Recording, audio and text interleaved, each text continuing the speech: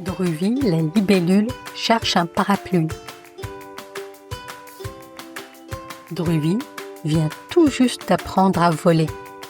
Elle virevolte autour de la mare avec ses amis. Ensemble, elles taquinent les grenouilles et dévorent des moustiques pour leur déjeuner. Dans la soirée, Druvy se dirige vers la jungle toute proche. Elle observe les nids d'oiseaux et les toiles d'araignées. Elle ne voit pas les nuages obscurcir le ciel.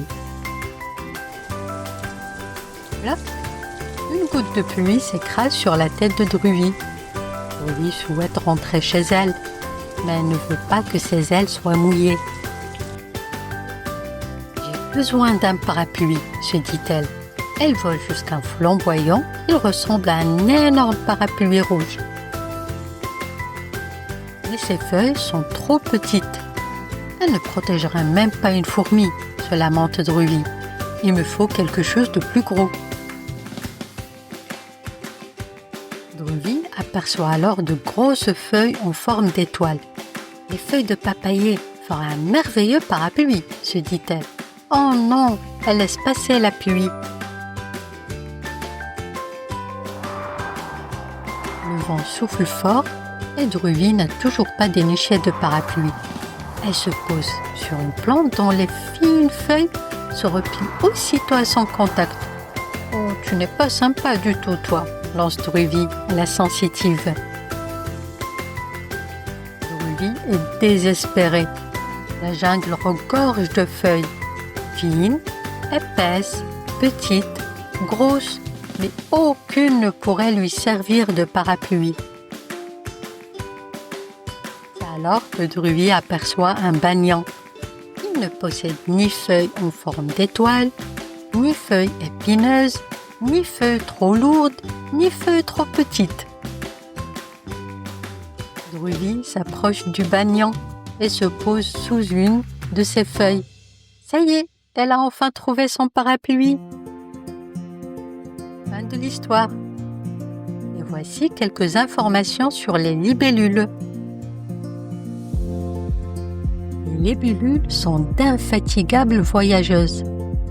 Certaines, on les appelle les libellules globe-trotteurs ou la pantale globe-trotteur, répandues dans la ceinture intertropicale, et migrent vers le nord et le sud. On la trouve ainsi jusqu'au Québec, dans l'hémisphère nord, et sur l'île d'Amsterdam, dans l'hémisphère sud. Elles traversent les océans. Par exemple, elles peuvent parcourir plus de 16 000 km pour traverser l'océan Indien, aller de l'Inde à l'Afrique. Elles entament leur périple en octobre et atteignent des pays tels que la Tanzanie en janvier. En route, elles font escale aux Maldives et aux Seychelles. Les libellules ne peuvent pas voler si elles ont trop chaud ou trop froid. Le matin, elles étendent leurs ailes afin de les réchauffer au soleil.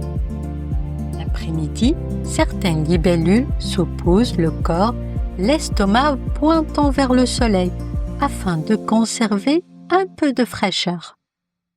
En anglais, on l'appelle dragonfly, mouche dragon. Elles sont apparues il y a 300 millions d'années.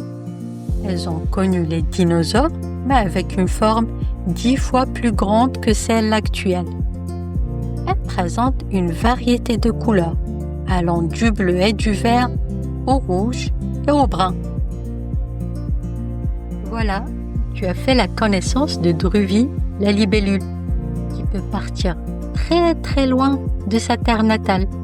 La prochaine fois que tu vois une libellule, souhaite-lui bonne route. Au revoir.